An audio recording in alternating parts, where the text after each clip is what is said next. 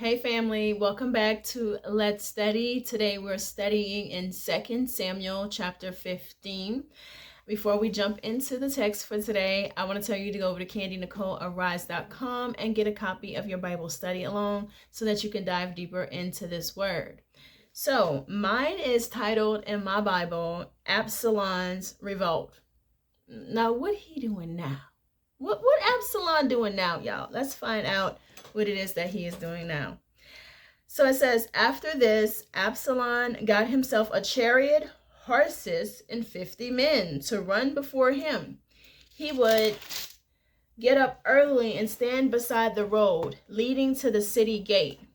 Whenever anyone had a grievance to bring before the king for settlement, Absalom called out to him and asked, "What city are you from?"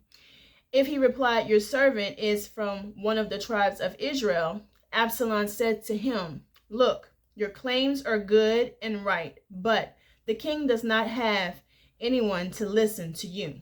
He added, "If only someone would appoint me judge in the land, then anyone who had a grievance or dispute could come to me, and I would make sure he received justice."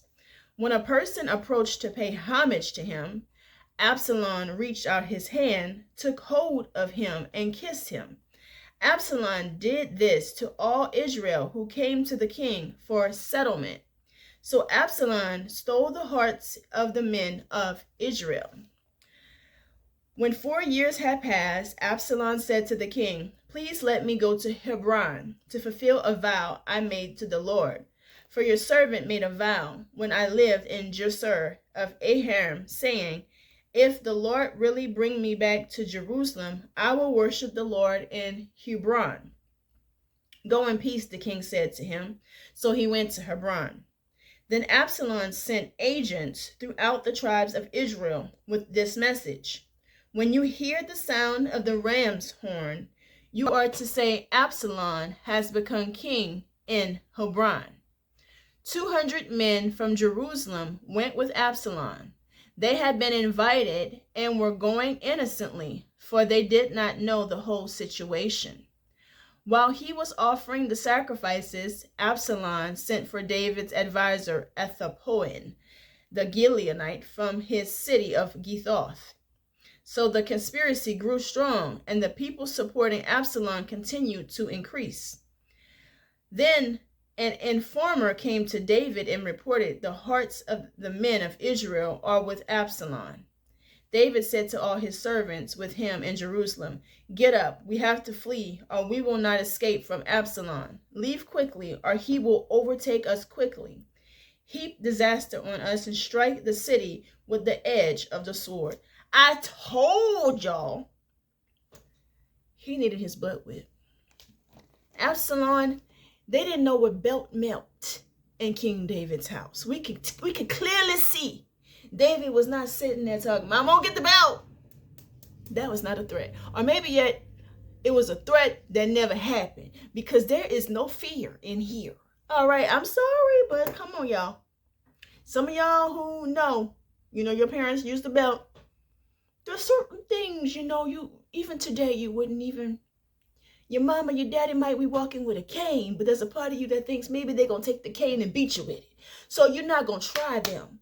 Apparently, none of that was happening in King David's house, because Absalom was mischievous. He was a liar. And he lied straight to his daddy's face. He was manipulating situations. The whole time he was overtaking his own father's throne. Mind you, though, this is another thing with King David he didn't handle up on. Absalom still got a lot of anger in his heart. He got that bitterness. He walking in bitterness and unforgiveness. Because think about this, y'all. When his sister got raped and David didn't do nothing about the situation, he realized that I'm going to have to do something about this situation, right? So he took his brother out. He fled, all right? And it took a while for them to come and get him. And when he came back, he ain't come back with no repentant heart. He came back with vengeance on his mind still. Vengeance is not the Lord's with Absalom, okay? Now that he done struck down his brother, he said, I'm going to strike down my daddy too, but not in a different way. I'm going to hurt him and take his power and his authority away from him. Absalom not playing. All right. So David tells all his servants, man, we're going to have to flee because Absalom basically has outnumbered me. All right. So David said to the servants, get up. We have to go to Jerusalem. We got to flee, or we will not escape from Absalom. Leave quickly, or he will overtake us quickly, heap disaster on us, and strike the city with the edge of the sword.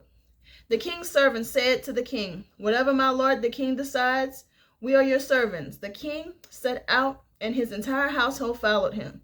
But he left behind 10 concubines to take care of the palace. So the king set out, and all the people followed him. They stopped at the last house, while his servants marched past him. Then all the Cherethites and Percosites, they got new sites now, y'all. Amorites, yeah, you got new sites now, okay? And the people of Gath, 600 men who came with him from there, marched past the king. The king is marching out with 600 men and everybody in the house. It's a lot of people, y'all. It's a lot of folks. The king said to Ittai of Gath, why are you also going with us? Go back and stay with the new king, since you're both a foreigner and exile from your homeland. Besides, you've only arrived yesterday. Should I make you wander around with us today while I go wherever I can? Go back and take your brothers with you. May the Lord show you kindness and faithfulness. But in response, Ittai vowed to the king, as the Lord lives, and as my lord the king lives, wherever the Lord the king is, wherever it is, it means life or death, your servants will be there. March on, David replied to Ittai. Ittai the Gath marched past with all the men and dependents who were with him. Everyone in the countryside was weeping loudly while the people were marching out the city. As David was crossing the Kithon Valley, all the people were marching past the road that leads to the wilderness. Zakath was also there, and all the Levites with him were carrying the Ark of the Covenant of God. They set the Ark of God down, and Abiram offered sacrifices until the people had finished marching past. Then the king instructed Zakath, return the Ark of God to the city. If I find favor with the Lord, he will bring me back and allow me to see both it and its dwelling place. However, if he should say, I do not delight in you, then here I am. He can do with me whatever he wants, whatever he pleases. The king also said to the priest Zakath, look, return to the city in peace, and your 2 sons with you, and your son Amiziar and Absalom, son of Jonathan. Remember, I'll wait at the fords of the wilderness until word comes from you to inform me. So Zakath and Abraham returned the Ark of God to Jerusalem and stayed there. David was climbing the slope of Mount of Olives, weeping. As he ascended, his head was covered, and he was walking barefoot. All the people with him covered their heads and went up, weeping as they ascended. Then some reported to David, Absalom is among the conspirators with Absalom. Lord, David pleaded, please turn the counsel of Ahithophel into foolishness. When David came to the summit where he used to worship God, Hushai, the Archulite, was there to meet him with his robe torn and dust on his head. David said to him, if you go away with me, you'll be a burden to me. But if you return to the city and tell Absalom, I will be your servant, your majesty. Previously, I was your father's servant, but now I will be your servant. Then you can counteract Absalom's counsel for me. Won't the priests Zakath and Abiram be with you? Report everything you hear from the palace to the priests Zakath and Abiram. Take note, their 2 sons are there with them. At Zakath's son Amishai and Abiram's son of Jonathan. Send them to tell me everything you hear. So Hushai, David's personal advisor, entered Jerusalem just as Absalom was entering the city.